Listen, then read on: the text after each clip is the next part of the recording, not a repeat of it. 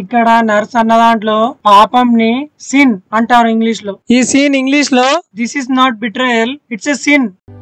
అందరికీ మేల్కొల్పోతుందని బలంగా నమ్ముతున్నాను. ఇట్లు నీ శ్రేయోభిలాషి, నీ స్నేహితుడు. ఇక్కడ శ్రీరామ్ అన్న దాంట్లో శ్రేయోభిలాషిని ఇంగ్లీష్ లో వెల్ విషర్ అనొచ్చు. I strongly believe they will be a wake up call to others. Your well wisher, your friend Sriram.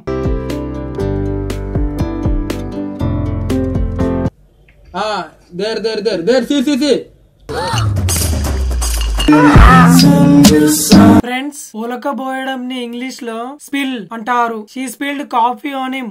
మాట్లాడు పోరా. రెచ్చగొట్టబడుతుంది. బన్నీ అన్న దాంట్లో రెచ్చగొట్టడం ని ప్రవోక్ అంటారు ఇంగ్లీష్ లో.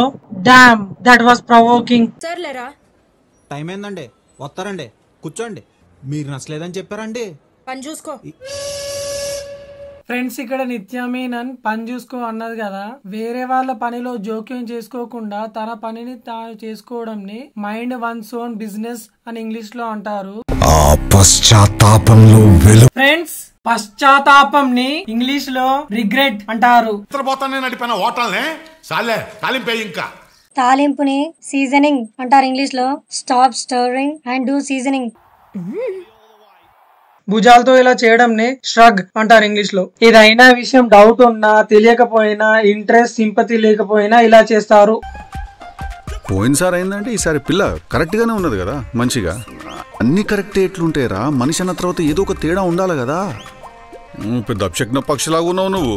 ఫ్రెండ్స్, ఇక్కడ టిల్లు అన్న దాంట్లో అపశకునపు పక్షిలా ఉన్నావు లేదా చెడే జరుగుతుందని నమ్మడం ని పెసిమిస్టిక్ అంటారు ఇంగ్లీష్ లో. ఇప్పుడు ఈ సీన్ ఇంగ్లీష్ లో. But the girl is perfect this time. How can everything be so perfect? Doesn't every human have a flaw? You sound so pessimistic. మా లక్ష్యం అన్న కొడుకువా? మా లక్ష్యం ఎప్పుడు తల్లిగారింటి గురించే చెప్తుండే. ఇక్కడ ఈ ఆంటీ తల్లిగారిల్లు అన్నది కదా.